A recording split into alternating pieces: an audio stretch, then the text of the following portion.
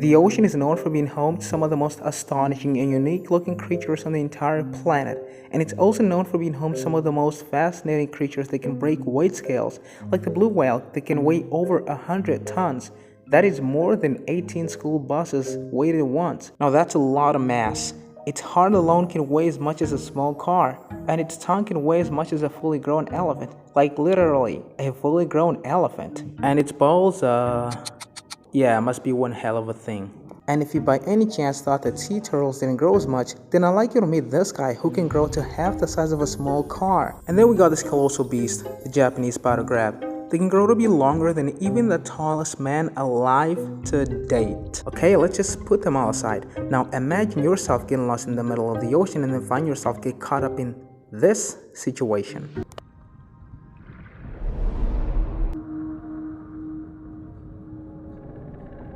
Hey, I'm Arthur, and I'm hosting the channel where you'll get free treats. Wait, hold on a second. Bizarre nightmares if you don't subscribe. The countdown starts now. So, have you done it already? Today we're in the ocean, or at least that's where I wish I'd be right now. And I have a special guest, Mimic Octopus. Hey, buddy. And so I asked him a question. How creepy can the ocean get? He gave me an answer by showing me some of his abilities. This guy is the best impersonator in the world because he can copy pretty much about anything. It'll copy you from tip to tip and impersonate you, so much so that you'll think you had a twin brother and it'll just call you food. That's exactly how it's known to hunt its prey. It disguises its entire body to look just like its prey, and when the prey comes closer, it mercilessly strikes. I mean, how cooler could this ability get? Or should I call it superpower? I mean, being able to copy almost anything? Well, maybe except for this guy. The hell is this? No, like seriously, what is this? Like there are literally people who need legs, and we have fish having legs for free, and they don't even pay to live? How does this work? We're currently at about 600 meters below the surface, and oh god, I'm already losing oxygen.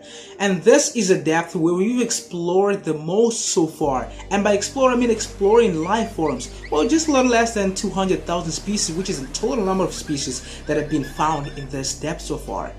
But how much water exactly in terms of volume is that equivalent to? To know the answer, first we have to know the total amount of water in the entire ocean. And to get that number, I use Wolfram Alpha, which gave me a little over 1,000 quadrillion cubic meters. That is the total amount of water in the entire ocean.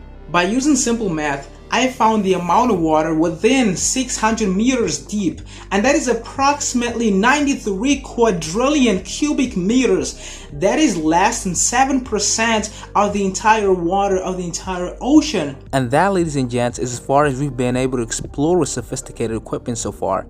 Hard to believe it, huh? Let's go a little bit deeper, say 2,000 meters, and see what we can get there. We now find ourselves 2,000 meters below sea level, and at this point, the pressure has increased drastically. It is 120 times the pressure you feel right now. At this depth, any animal with bones can be instantly crushed, and only animals with little to no bones somehow make their way out.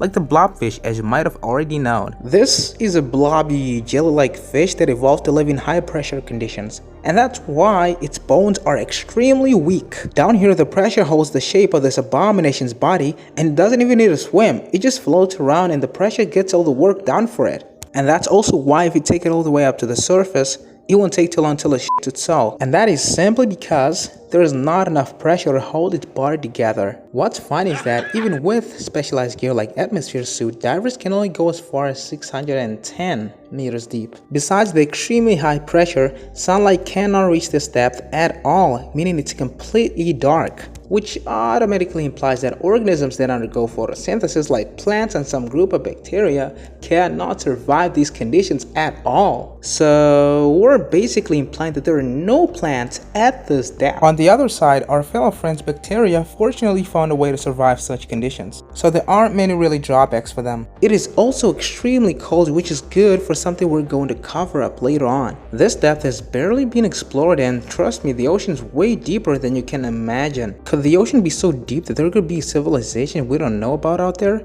Could it be hiding secrets from us?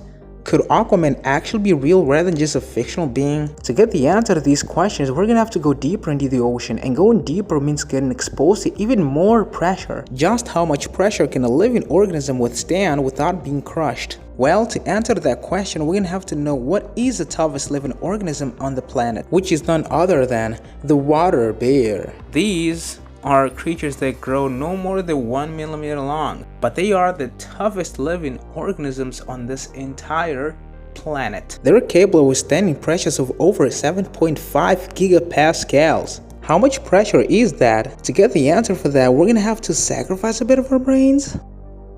Sorry. For the sake of fun, I decided to compare this number to Aquaman's toughness by analyzing one of his greatest feats in the movie. We're gonna analyze the submarine scene where it was shot by a rocket launcher while fighting Black Manta. The rocket coming out of the launcher is roughly the size of big bullets, which we can estimate it to be about 40 grams, and that's pretty light, and with a surface area of about 5 square millimeters. An object this small wouldn't have enough force to generate much pressure, so what's actually gonna generate the pressure here is gonna be the speed, or in other words, the momentum.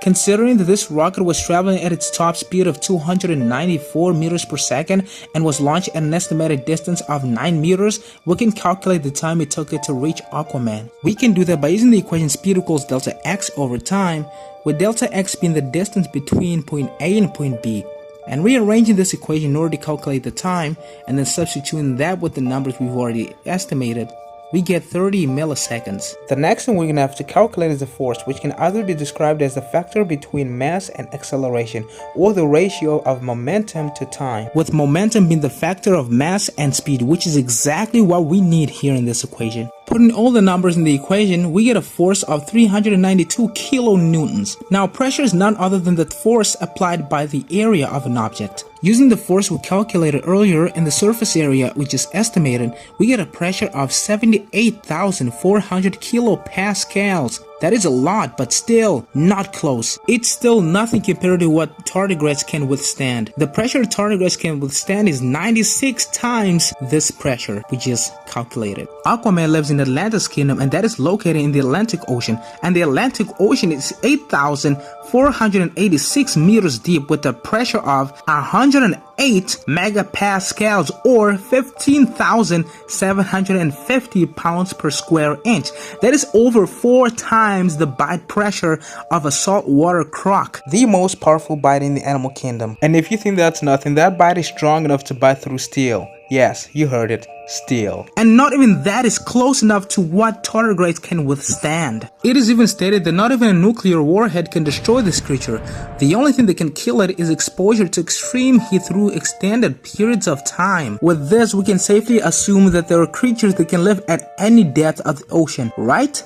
Well, not quite. Although there are some life forms that don't need oxygen to breathe, one of them being Heneguia salminicola, which is the first animal that was identified to not breathe oxygen. Most life forms do need oxygen to breathe. So what is the lowest level of oxygen that a life form that breathes oxygen can get without passing out? To answer that question, let's first understand a simple basic concept: gas solubility. Gas solubility is the volume of a gas that can dissolve in a unit volume of a liquid at a given temperature just under the pressure of 1 atmosphere. And in our case, the gas is oxygen and the solvent is water. The water oxygen has 2 sources, one being the underwater plants, which they produce by eating up the carbon dioxide present in the water and releasing oxygen as a byproduct. The other source of oxygen is the atmosphere, which enters the water through aeration. And though it's not visible to human eyes, they form tiny pockets of oxygen in the water, and that's the oxygen that every life form in the water breathes. With this, it's pretty easy to tell that at 2,000 meters deep,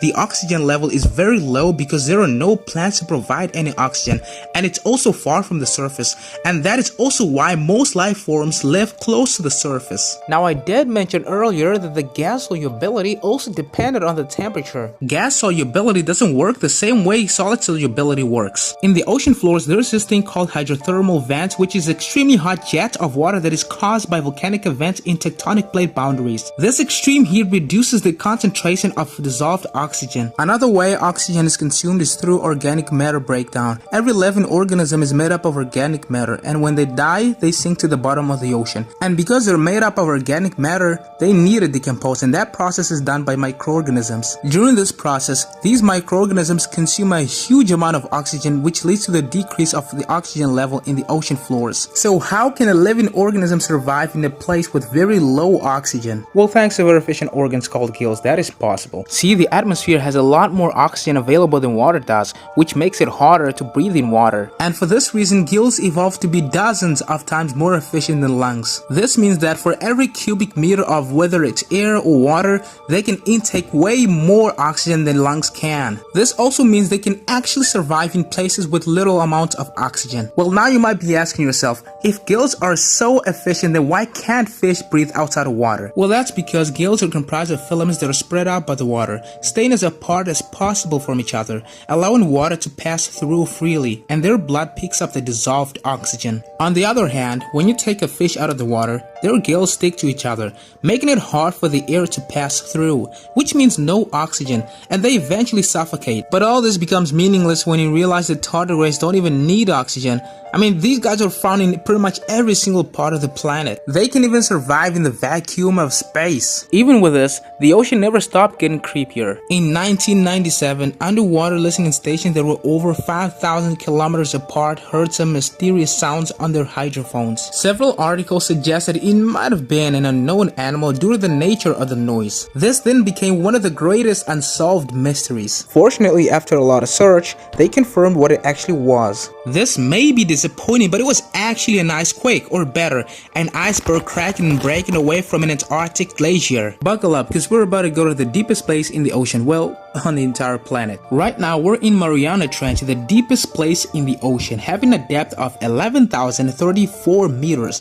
For a brief reference, Mount Everest is 8,849 meters tall. This means if you were to place Mount Everest at the bottom of Mariana Trench, the peak would still be 2,133 meters below sea level. This place is also known for being the epitome of pressure on the entire planet. It holds the highest pressure ever measured in any place on Earth. If you want to understand how much pressure that would be, if you were to teleport in and out of Mariana Trench in only a millisecond, you'd be half turned into a spaghetti. That's how much it is. The deepest manned sea dive record was of 10,928 meters using the DSV limiting factor. It has a titanium pressure hull designed to withstand pressures of approximately 113 megapascals or 16,346 pounds per square inch. We only know very little about this place, but it has been reported to have been inhabited by amoeba, bacteria, shrimps, and of course, tardigrades. Not so much food is available here, and also considering that there are no plants. So where do they get the food supply? We can't talk about mysterious places in the ocean without mentioning the Bermuda Triangle. You know, the place where more than 20 aircraft and 50 ships have been claimed to have mysteriously disappeared, which is why it was also nicknamed the Devil's Triangle. Could have aliens come in and want to take over the planet like the precursors from the Pacific Rim movie did by bringing in monsters made by their own hands from deep beneath the Pacific Ocean? Could have the aliens abducted the people who disappeared in the Bermuda Triangle to form an army and wipe out humanity? Well,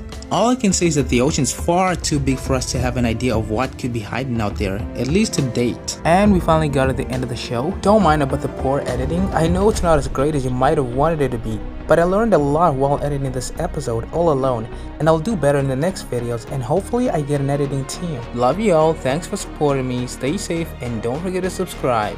Peace.